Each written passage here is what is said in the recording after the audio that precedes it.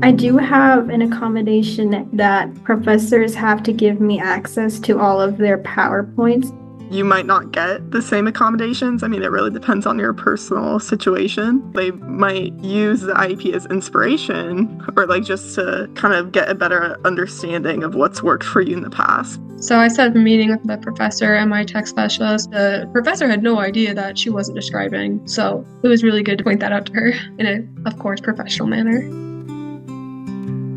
Welcome to Blind Abilities. I'm Jeff Thompson. College 101 is a webinar put on by State Services for the Blind of Minnesota and hosted by Shane DeSantis, Transition Coordinator at SSB. And this year's panelists come from three unique perspectives. One from a university, one from a community and technical college, and the other a high school student taking PSEO classes. Learn from their experiences that they share about their journey, their transition from high school to college. And now, here's Shane DeSantis. We hope you enjoy. Yeah, so we're going to kick it off. I'm going to ask our panelists to introduce themselves. Amy, would you introduce yourself and tell us a little bit about your college journey? Yes, hi, I'm Amy. I'm a sophomore at the University of Minnesota Duluth, and I'm majoring in social work. Thank you, Amy. Arianna. Hi everyone, my name is Arianna. I go to South Central Community College in Mankato, and this is my second year there. Thank you, Arianna. And Maddy. Hi, everyone. I'm Maddy. I'm currently a PSEO student at Normandale Community College, and I'm a senior in high school at Armstrong High School in Plymouth. Awesome. Well, thank you, Thea, for being here with us tonight. I love the diverse college experiences we have tonight, and I hope that all three of you can draw in some different experiences that will be insightful. This is going to be just like a round robin types of questions for all three panelists. Like I said, any attendees, if you have any questions, feel free to raise your hand or put them in the chat. We'll also leave time at the end if anyone has any questions or wants to connect and chat if we have time at the end. Amy, let's start off with you. Can you tell us what types of accommodations students with visual impairments can receive?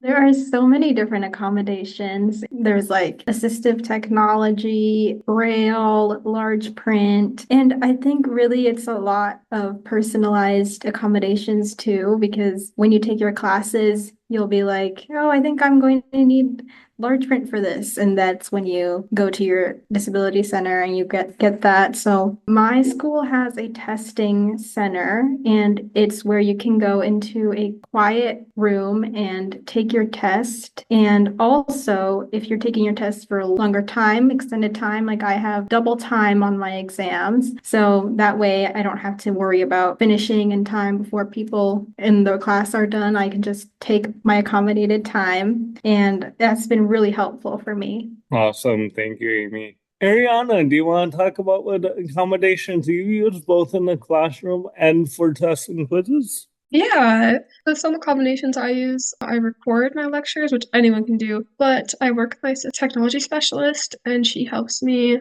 to convert those recording into a Word document, so that I can use my Braille display to also incorporate my notes with it too. And I use, like what Amy said, I use the testing room. I get extended time and notes provided sometimes by professors, but that's kind of for special circumstances. And also communication with your advisor. It kind of helps with that. They make accommodations too. Thank you, Arianna. And Maddy, do you want to close it out with those two questions? Yes. All my classes have been online so far, so most of my accommodations are kind of related to like the computer and testing, but I also get double time. Like I get my textbooks in like a e-text format that is like screen reader compatible. Any like worksheets I have, if they're not already accessible, the disabilities office will convert that for me. Those are the main ones I use. I also get to use Desmos, like the online calculator, because the physical calculators, those don't really work for me. But yeah, those are the big ones. Thank you, Thea. So I heard a couple of themes there. Taking notes. So there's accommodations for taking notes. Arianna, you record lectures audially, and then you're able to convert that into different methods for referring back to those recordings, and you work with the disability office to handle those recordings. Amy, sounds like you use a mix of Braille and electronic access to your notes into the courses. And Maddy as well, you've got the e-text accommodation,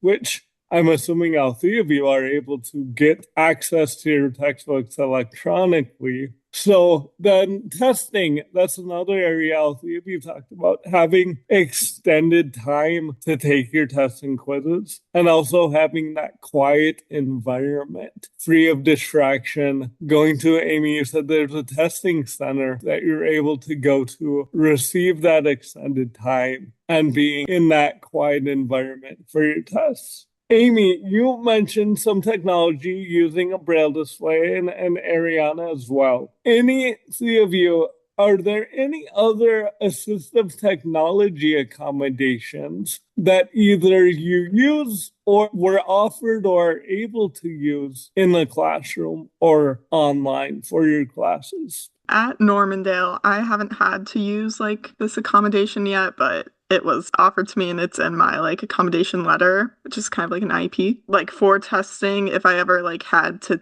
test on like one of like a Normandale like device, like it would have Zoom text on it. I believe it's also in that accommodation letter that I'm allowed to use my phone in class.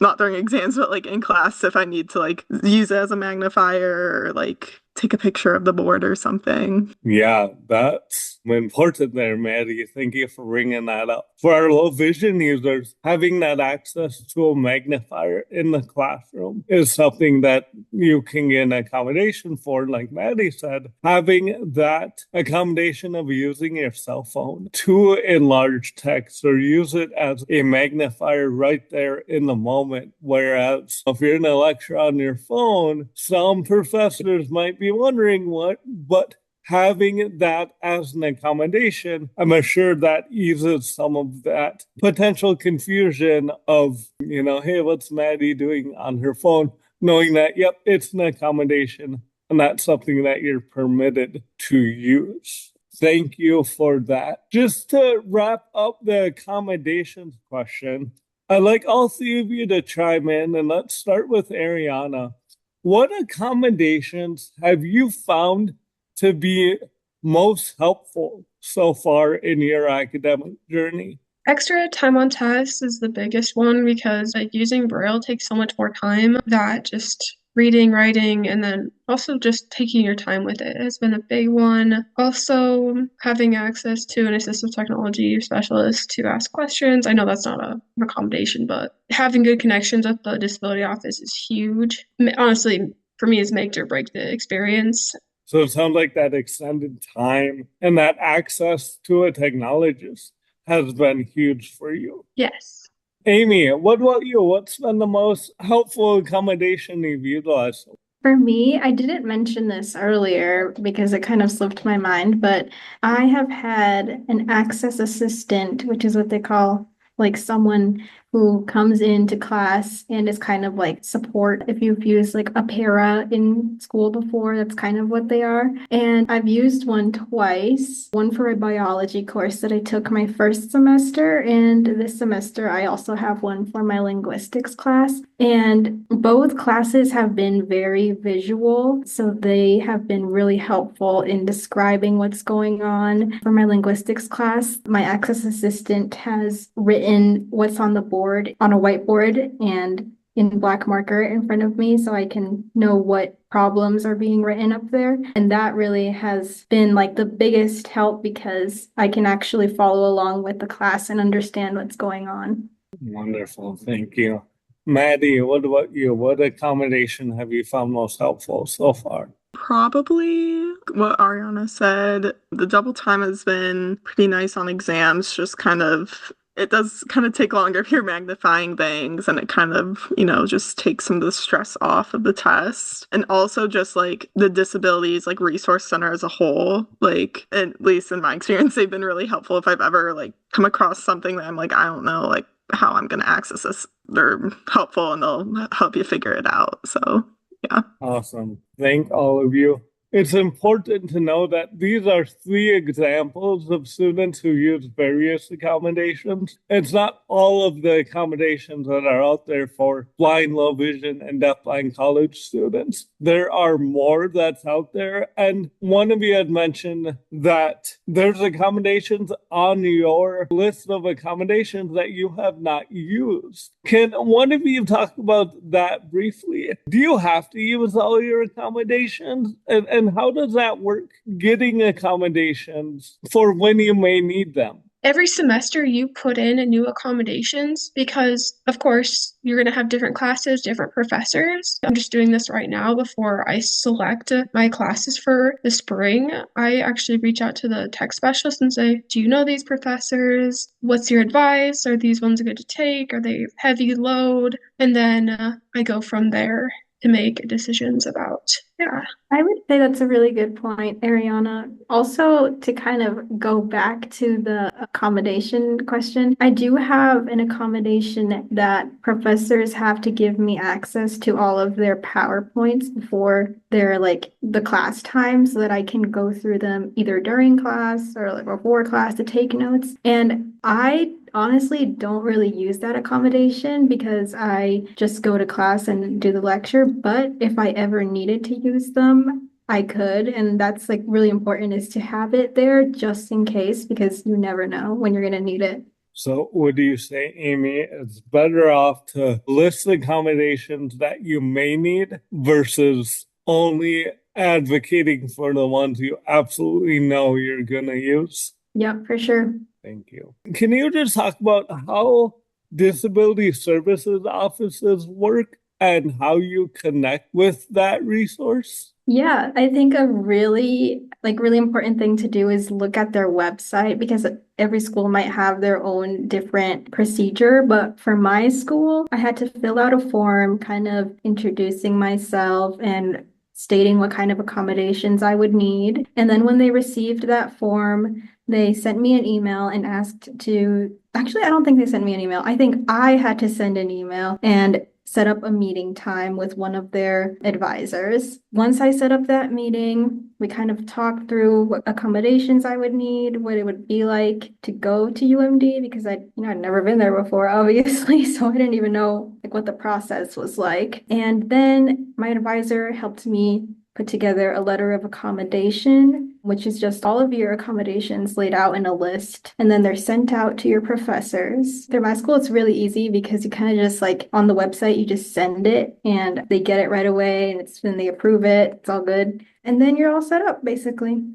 Thank you, Amy. Maddy, what was it like for you connecting with Normandale as a PSEO student and getting accommodations? So it was kind of a similar process to what Amy described. I just went on the Disabilities Resource Office website and scheduled an intake meeting. And then I went and I brought my IEP. And so the specialist who I was working with at that then also had a list of other accommodations I may like from the other accommodations that other visually impaired students had used. And then we just kind of talked through the classes I was signed up for, what those would look like, what future classes may look like, and then put that in the accommodation letter. And then they sent that off to my professors. I also reached out to the professors just being like, hi, I need these accommodations. Then it was pretty smooth sailing from there.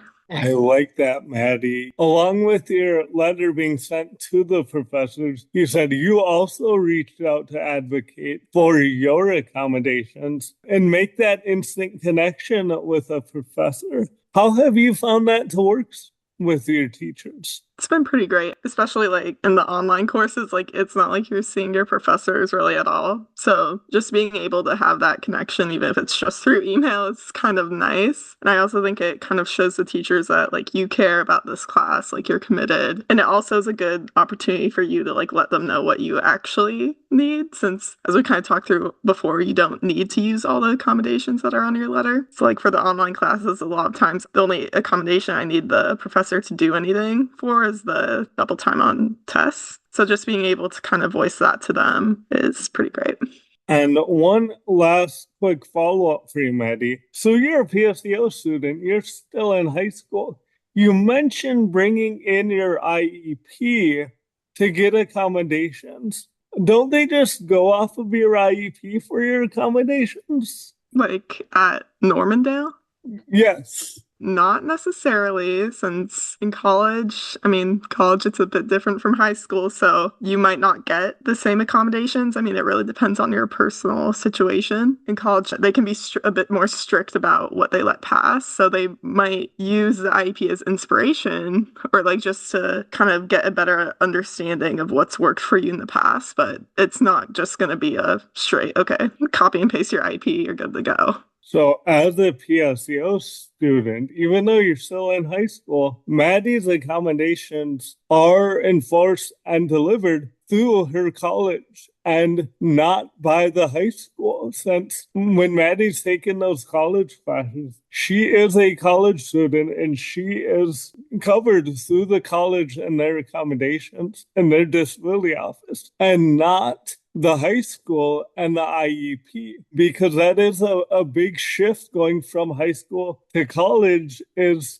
while you may still reference that IEP in college, or the disability office might reference it when they're setting up your accommodations, that is not a plan, even if you're still in high school as a PSEO student, that the college needs to follow, since it is two separate entities. Arianna, what was it like for you setting up your accommodations and working with the Disability Services Office? Did you bring your IEP, or did you just advocate for accommodations on your own? I brought my IEP, but I also just talked about my experience, and my college had some experience with people that with visual impairments. So it wasn't too much of a struggle because the professor I had already had a student with a visual impairment. So my first semester was really smooth sailing, which was nice because it got me familiar. I didn't take too many classes, so I wasn't overwhelmed. Yeah, it's great. Awesome. Amy, when did you reach out to the Disability Services Office, coming from a graduating senior into an incoming freshman? I think it was around June or July. It was kind of late because I was kind of procrastinating. I was a little bit scared. I was like, oh my God, scary. So I didn't really do it until I was like, okay, Amy, you have to do this now. And I think it was, I want to say June. That sounds right to me. Yeah, that's when I reached out. But a lot of people do recommend doing it earlier, especially if you know if you're going to have math courses that require textbooks in Braille, like they really want those early. So getting connected with them as early as possible is really beneficial. I couldn't agree more.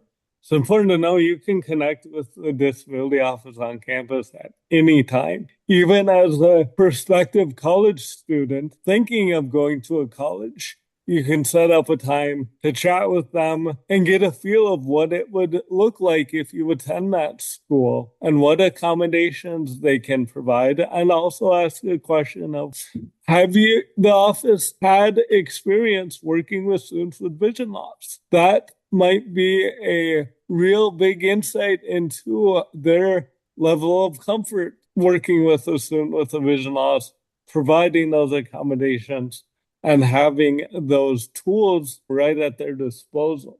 Arianna, let's start with you on this next question. If you could give your high school self one piece of advice, what would it be, and what might you have done differently in high school if you had a chance? One piece of advice I would give to high school students now is that work on using tech, using a laptop and JAWS commands. Because when I got to college and I had to start writing papers, I was used to just using an iPad with the email app and all that. I didn't know how to access editing and all that. So it was a struggle at first, and I would have really appreciated spending more time on that. I love that, Arianna. So you're telling me I can't go off to college and just use my iPad and my phone and get by? No, it won't get you by at all. The importance of laptop experience and knowledge is vital to going into college, because you're definitely going to be able to navigate the keyboard. And if you're a screen reader user, navigating those key commands and navigating that technology to access your college material. Maddy, you're still in high school, so a little bit of a different question for you. But even looking back, let's say before you began PSEO classes, what piece of advice might you have given yourself? I would say just be a bit more assertive and when it comes to like advocating for like certain accommodations or well like all accommodations, but just like not being afraid to say what you need or like to even suggest things because I'm sure a lot of us have had an experience where a teacher might think they know what works well, but it doesn't. So being better at like speaking up for myself and also getting better at doing more audio related things as opposed to like magnification. That also is pretty important. And I wish I started doing that earlier.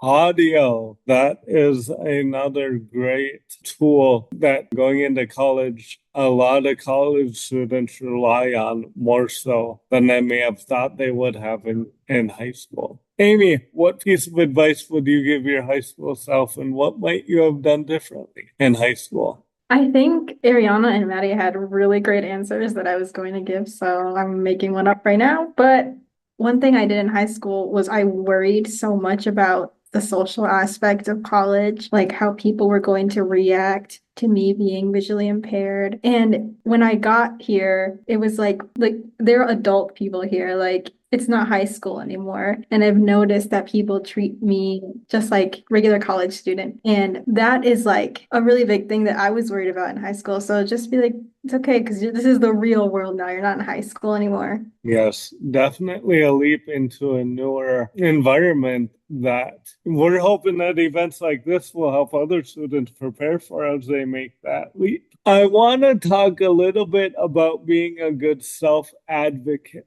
Working with SSB, I hope everyone has heard from their counselor or caseworker how important it is to be a good self-advocate.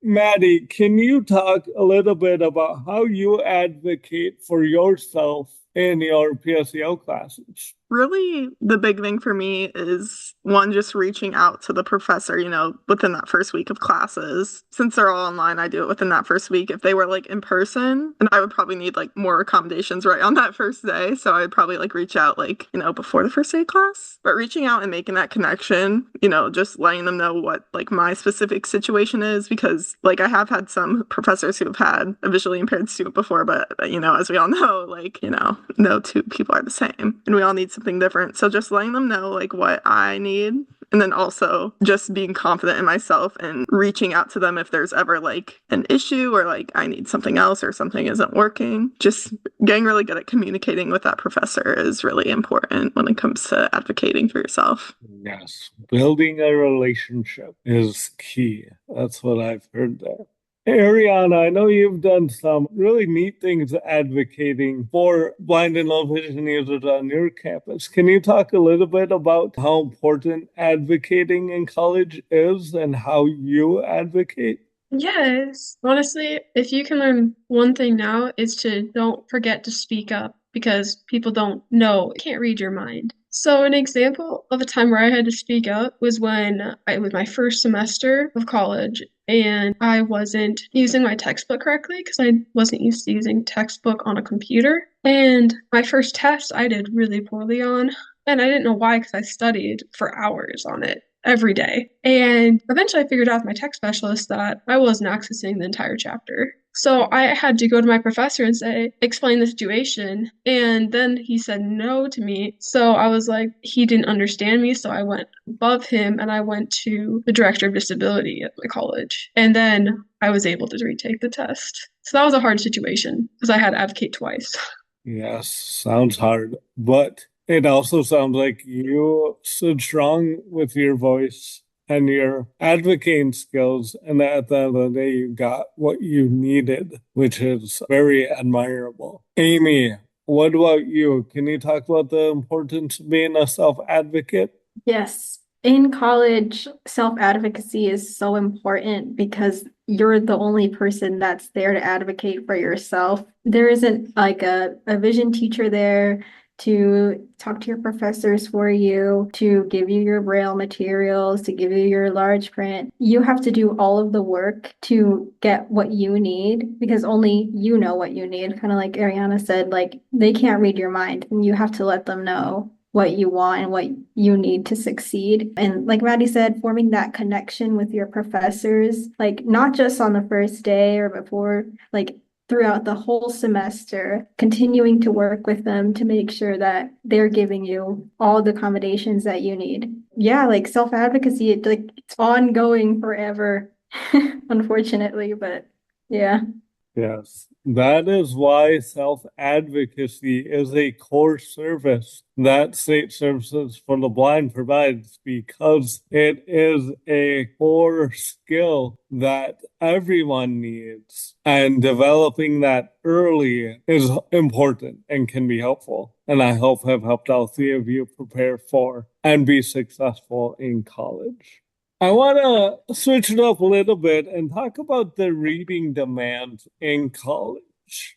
Arianna, can you talk a little bit about your reading demands and how you access your textbooks? Yeah, I access my textbooks through two ways. One is the Voice Stream Reader app. If you haven't heard of it, you just can download it. It costs a little bit of money, but it's pretty cheap, and I love it. You can have access to most books. Most of my college textbooks I've been able to download, and it's a great way if you need citations, you can check where the number is on the page. It's so accessible. I don't know what I'd do without it.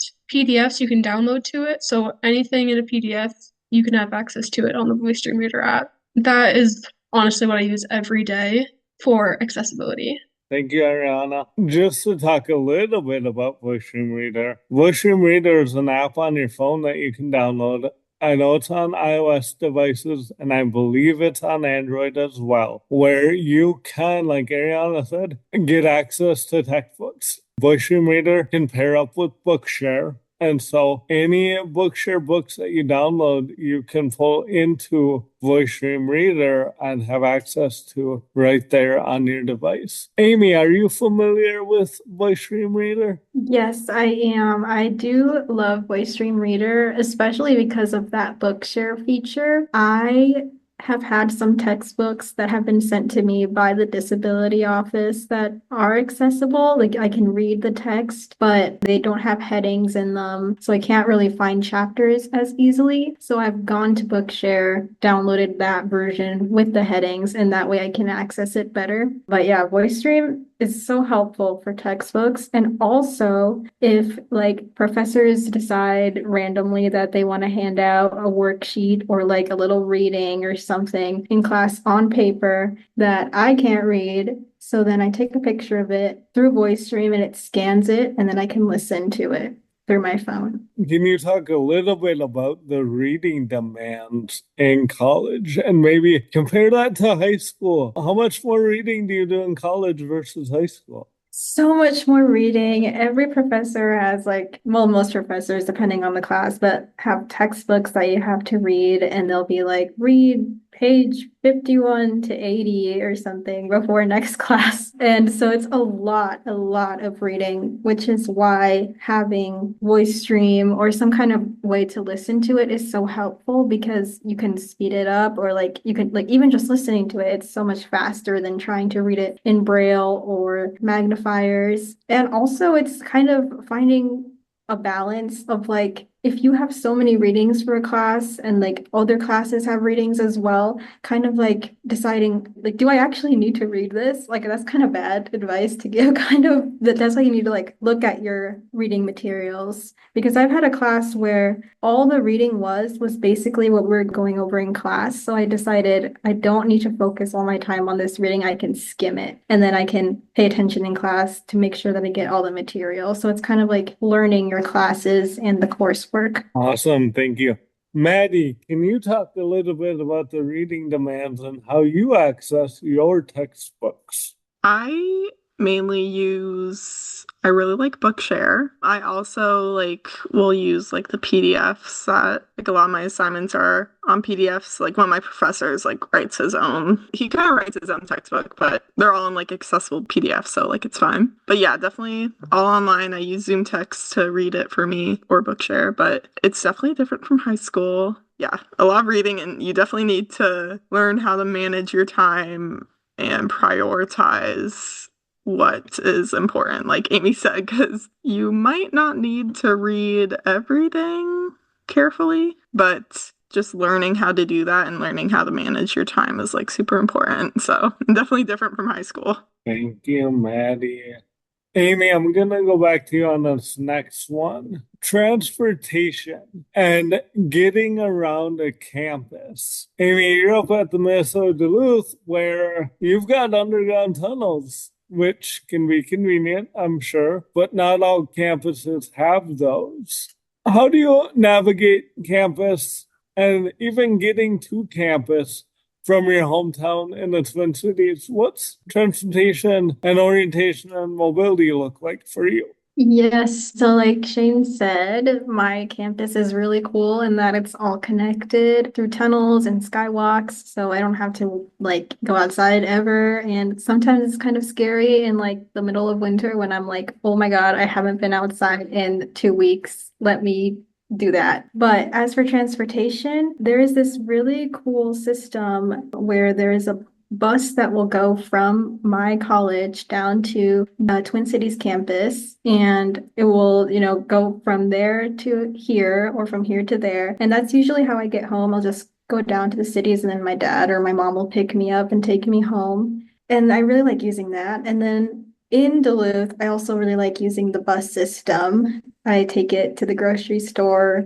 to Subway, to Taco Bell. I like basically like learning the bus has been really helpful because it's given me a lot of independence to go places that I want to go off campus. Awesome, thank you. And how about finding your classrooms? And every semester you're in new classrooms, right? How do you navigate that? So my first semester, I didn't know the school at all. So what I did was I worked with an O&M instructor to learn routes class to class, from my dorm to the dining center, from my dorm to my first class of the day. And that was really helpful because I just followed those routes my first semester. And then I started, kind of like, what if I take this turn instead, and kind of exploring the building. And then for my next semester, which is last semester, I just walked around on my own with one of my friends to look for my classes, and then did the same thing for this semester. Because like now I know the buildings, I guess. But I do think that O&M instruction at the beginning was really helpful because they helped me kind of get a foundation. Arianna, what's transportation and navigating your campus look like for you? Yeah, so I use a Metro Mobility. It's the Parabus system that's connected to the city bus. So I get door-to-door service, which is really nice in the winter when I don't want to walk 3 blocks to the bus stop. So that one's just really simple.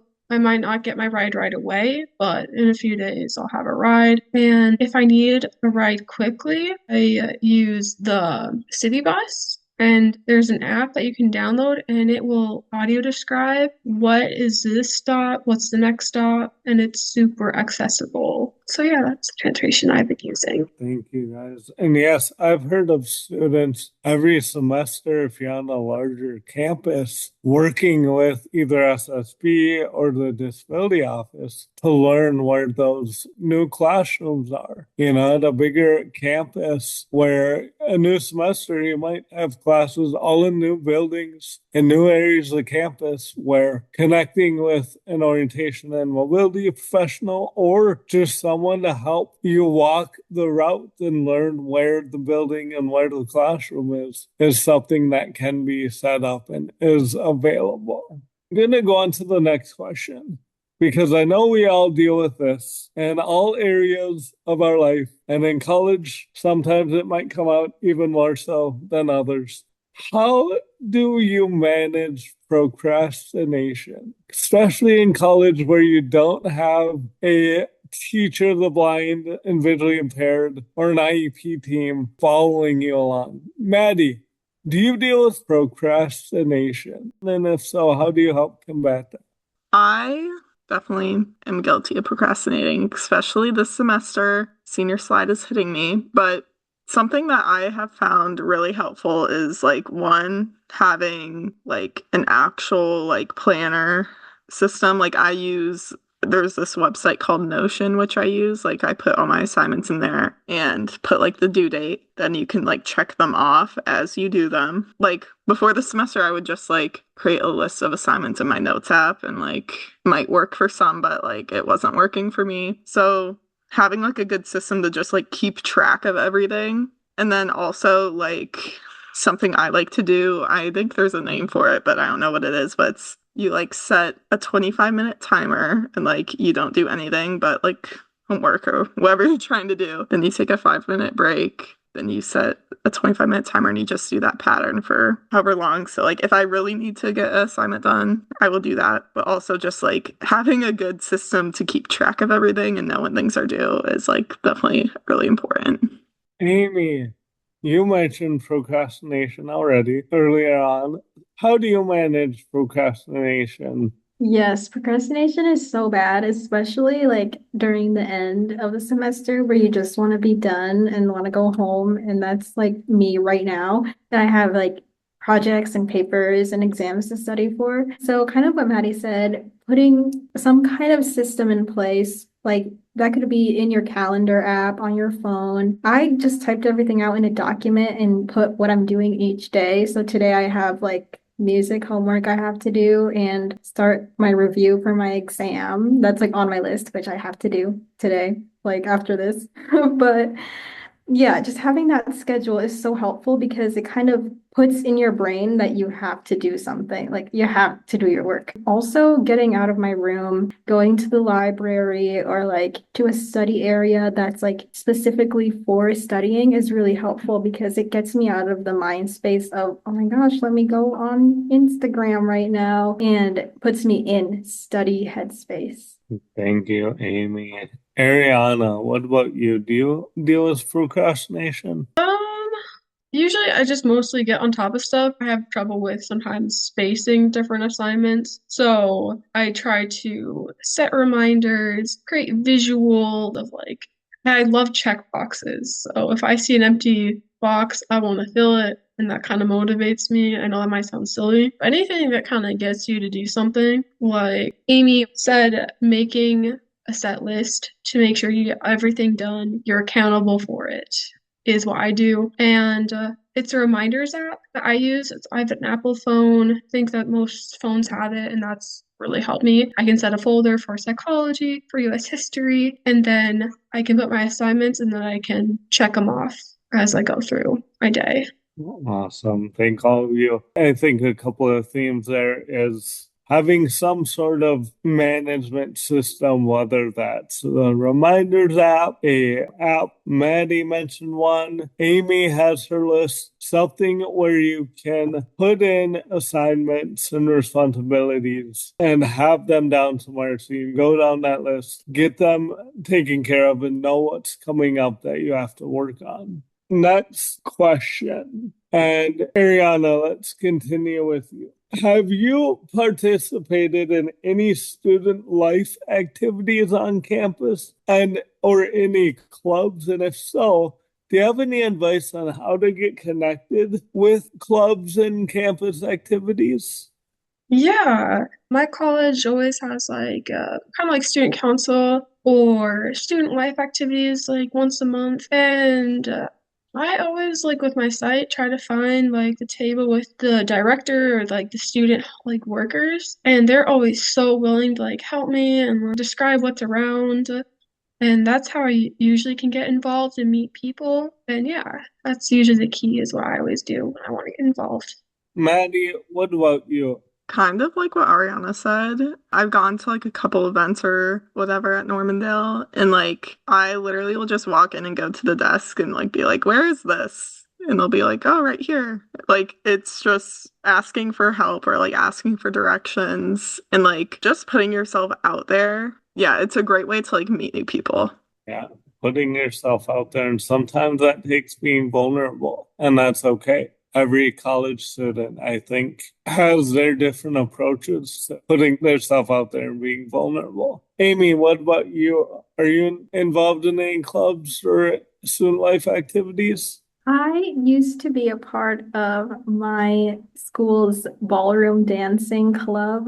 I joined it my first semester. Actually, during the first week, they had like a bunch of different events and like club. You could go like meet different clubs and stuff. And I went to the ballroom dancing meeting and I was like, oh, this is fun. And like to make it more accessible, I think one thing was they were like showing dance moves and I was like, I don't know what you're doing, lady, please tell me. And so like kind of just saying, hey, could you show me like right in front of me what you're doing so that I can see you? Like just like again, advocating for yourself. And I'm not a part of that anymore. Like I just lost interest, which is totally fine. I think trying different things is so important. Like you're not going to like everything that you join, and that's okay. And you can find something else that you like. And now I do go to a lot of student life activities, and those are really fun. Definitely meet people and have fun experiences, and I would really recommend going to those.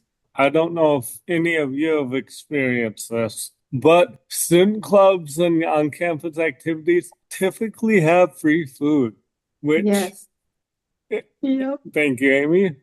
And as a college student, free food, getting out of that dining hall and maybe going to a club for some local pizza, I think that was a huge perk when I was in college. And meeting people is another huge thing there. Amy, you touched on that. Getting out of your comfort zone, meeting new individuals, networking, great perk getting involved. Maddy, I've got a question exclusively for you.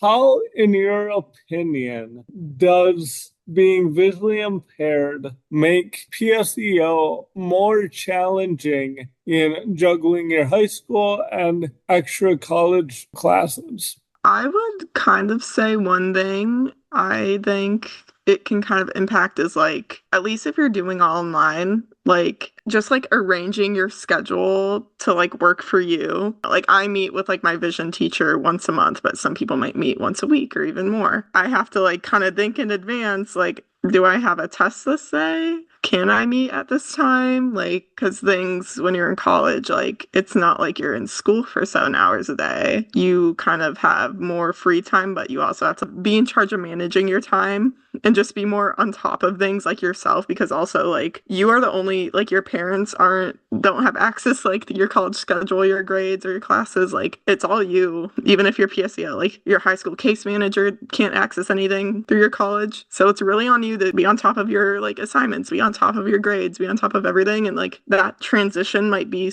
slightly harder for someone who's like visually impaired, because you might be used to having a lot of support and then you kind of have to like just go and figure things out yourself, which I actually kind of liked, because then I was just in charge of everything and I didn't have to like wait for people to send in these things. And I'll just say like in college it's much more like straightforward, I would say, like accommodations and everything, at least in my experience, but also everything's on you. So yeah.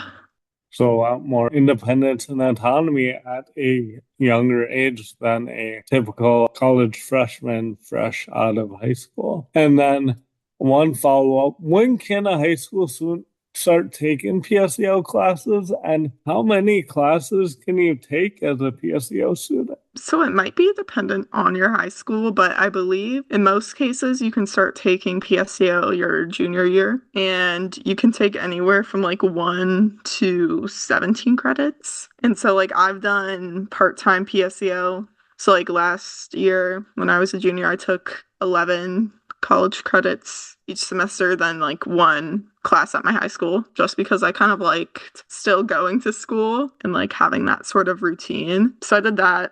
Then this semester and next semester, I think I'm taking like 12 or 13 credits, and I still take that one class at the high school. But you can like take as little or as much as you want, really. So like if you were thinking about it, you always can just take like one PSEO class that first semester and still take like most your classes at the high school. If you're kind of nervous about it, that's an option. Yeah, I think that answers the question. Yes, thank you. I just want to take a quick pause. We've got about just over 20 minutes left in the evening. I have a few questions left on my list, but I do want to do a quick reminder. Any attendees, if you have any questions, feel free to raise your hand, come off mute, or type something in the chat if you have a question that you would like to ask Amy, Arianna, or Maddy. Awesome. You guys are great. I saw Riley's hand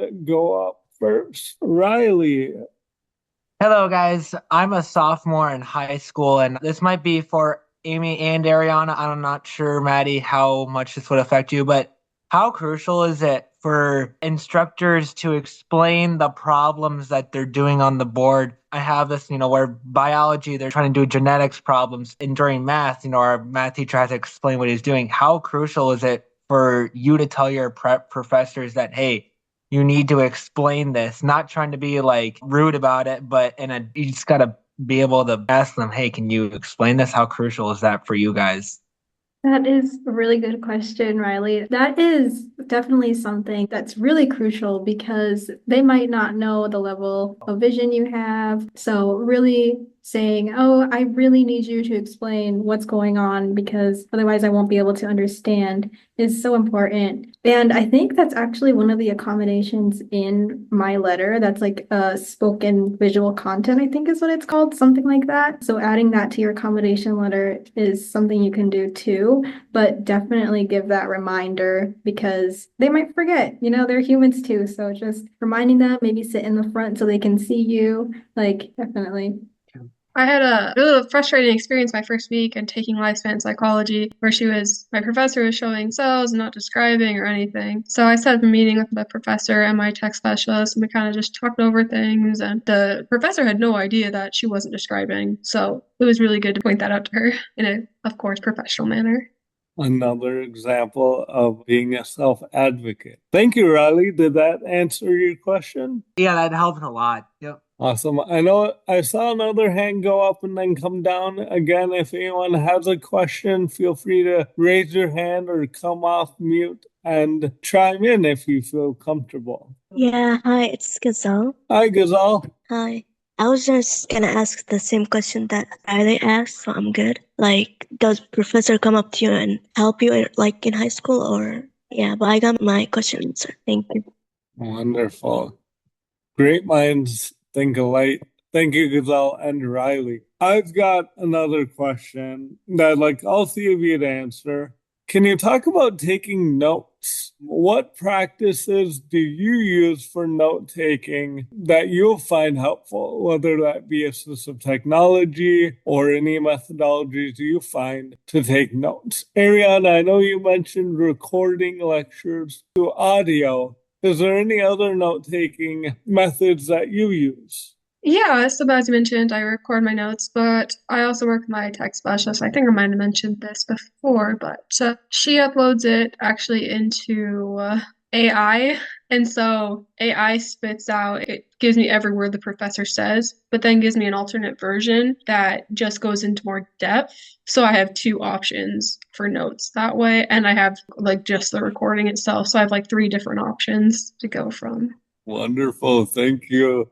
Throwing in the AI, it's a real tool that individuals are using and being used in the classroom. Thanks, Arianna. Maddy, what do you use for note taking? I just use my computer, just type on like a document. I also think this is an accommodation I have is that I can use my computer to note take. I feel like now that's like kind of a common practice, but like the only issue I've ever ran into was actually in a high school class where it was the teacher didn't want people to have their computers out, but like kind of just having that like on your letter might be kind of helpful. But I just use a computer. Next year when I'm like at the U of M, I'll probably like kind of do what Arianna does and record the lectures and then probably put through AI or whatever to get like a summary. But yeah, I just like using a Google Doc.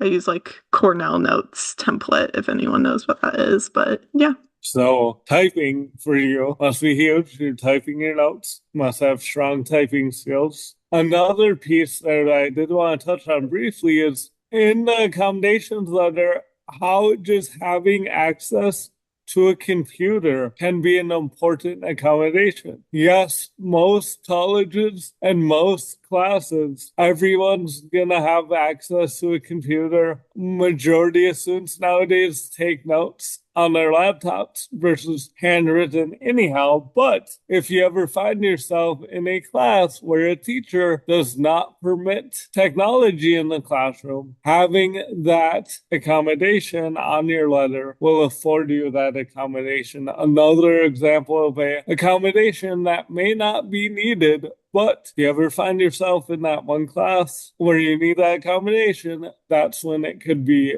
utilized. Amy, what about you? Can you talk about your note taking? Yeah, I also just type my notes out in a Word document, and that's mainly what I do. I did have the option to record, and to be honest, I just never really got the program to work. I was more focused on like the lectures, so I'm sure that's really helpful, and I might give it another try. And one thing I do for my document is I'm a really bad speller, so I make sure that the topic of the day is spelled correctly. And then I just like do my notes for the day. But that way, when I need to look for a specific like term or something, I can just do Control F and like type in what I'm looking for in the document, and it'll take me right to that section. And that's really helpful. So I don't have to scroll through the whole document. Yeah, that's the big thing that I do. Thank you. Have any of you been offered or utilized, and I'm not talking about a Braille note taker here, but a combination of a note taker? Yeah, so in the beginning of the semester, my professor asked me if I'd be interested in that, and I said, of course, that'd be super helpful. And it ended up being pretty great, except for the note taker asked me, this is a very silly to someone that's very blind, if they could give me my notes in print and handwriting. And I was like, no. So there was a lot of work with that. So he had to do advocating with that, and I was like, no, that will not work. I can't see that. It worked for a little bit because she ended up finding a way to get it in Word document, but it ended up being a great resource because now we're friends. We text and she helps me with the class, even though she's not like an official note taker. Yeah, and just for some information about that, some disability offices will be able to hire sometimes a classmate that will take notes for you or share their notes with you so you have access to, yes, it's someone else's notes, but they go through a little bit of a vetting process to where they have to be strong note takers themselves, and another way to get some live notes in the classroom. Again, another accommodation out there, not everyone uses, but an option for some that will work. I have just two more questions. So I'm going to just ask this question, and the three of you can chime in if you have a response. What have you found to be the most challenging aspect of attending college with a vision impairment so far?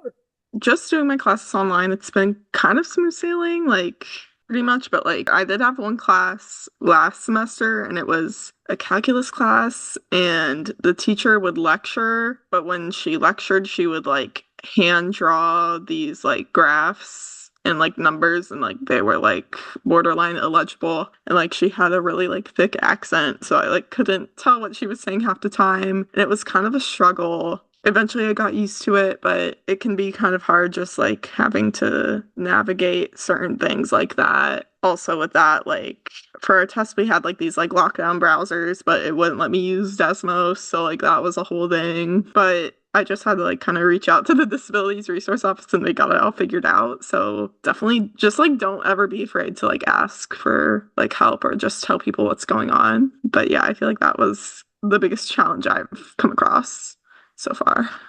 Thanks, Maddy. And maybe just to cap off the evening, a question for all three of you, and let's start with you, Amy. What advice do you have for someone thinking about attending college?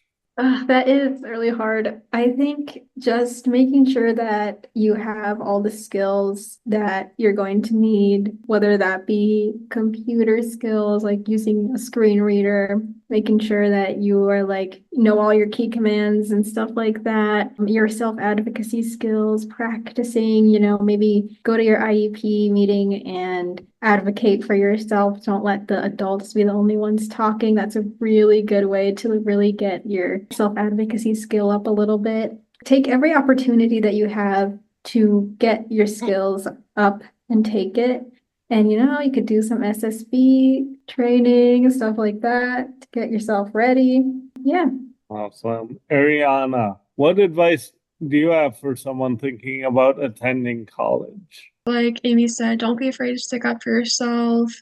I always say this to myself, you got this, you can do it if you're feeling intimidated and you don't feel like you can do it. Maybe take a day break. And like that's what one of my advisors told me. He's like, if you're tired and you're overwhelmed, take a day. You can take a day. Like you can take a personal day if your just mental health is just like, I can't do it. And then other thing is use your assistive tech. I use a Mantis Q40. I don't know what I'd do without it. It's a Bluetooth keyboard and it can connect to a phone, laptop, whatever. And it has Braille input and it has really helped me in college. And Maddy, what advice do you have? I would say kind of like what Amy and Arianna have been saying, like definitely get used to using a computer. If you've just been going with like through high school and stuff using an iPad, maybe consider talking to your vision teacher about a computer or other assistive technology that you might need in college. Just start having those conversations because you're probably going to need different support than what you have in high school. And also maybe consider challenging yourself in high school, whether that be through like an AP class or like a PSEO class. Like you don't have to do all PSEO. You can just do one class if you want, but just kind of starting to have those conversations and like, yes, like at your IEP meeting, like talk about it and like advocate for what you want to do at your IEP meeting, because I mean, you can ask for services like at mine IEP meeting last year, and I'd had a conversation with my O&M before, but I was like, can we like do some lessons at the U of M? Because like I'm kind of like intimidated by the campus and it seems really big. And she's like, yeah, like why not? So like just don't be afraid to like ask to do things that you want to do and ask for like the resources and stuff you think would help you prep for college. Great words of advice.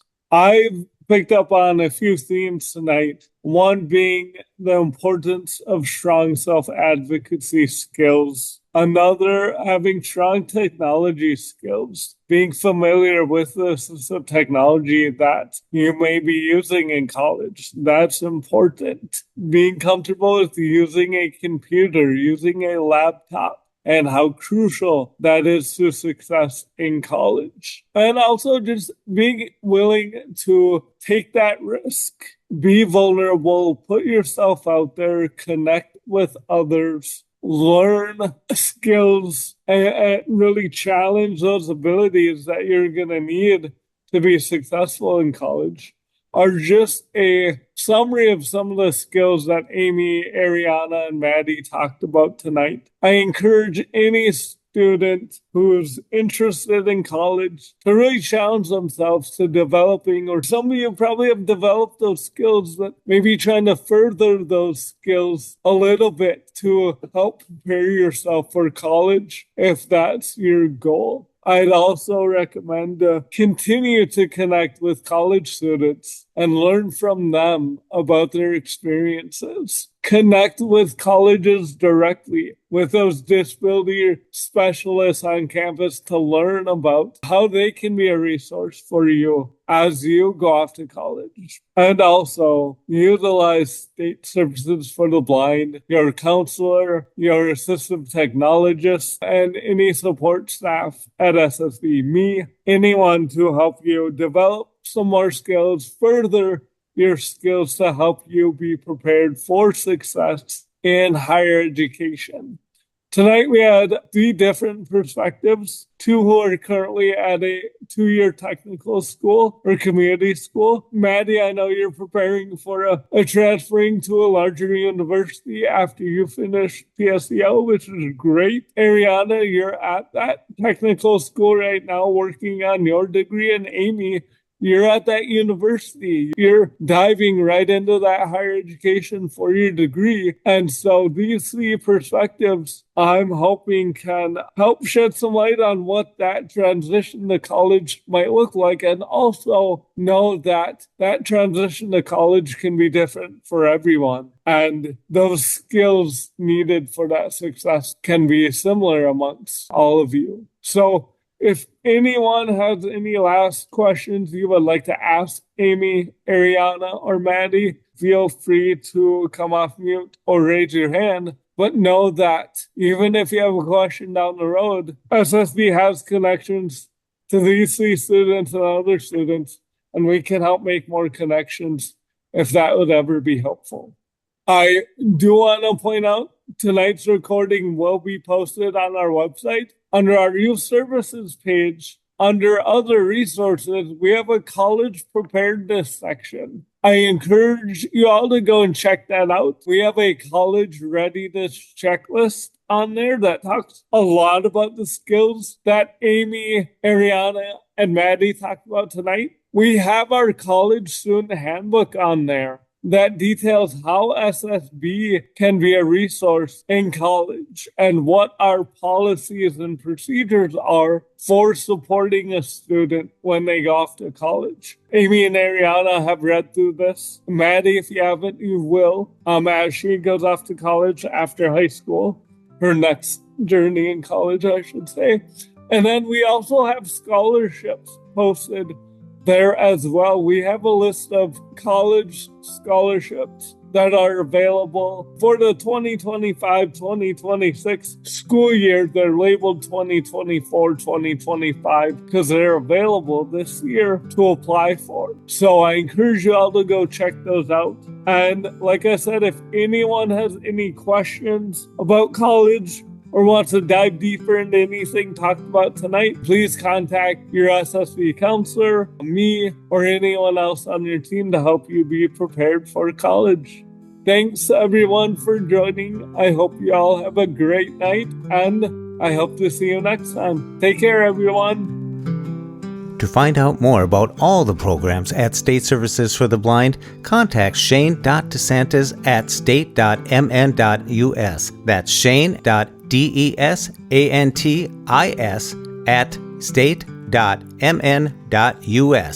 Be sure to contact your State Services for the Blind, your Voc Rehab, and find out what they can do for you. Live, work, read, succeed. I want to thank you for listening, and until next time, bye-bye. When we share what we see through each other's eyes, we can then begin to bridge the gap between the limited expectations and the reality of blind abilities. And the realities of blind abilities.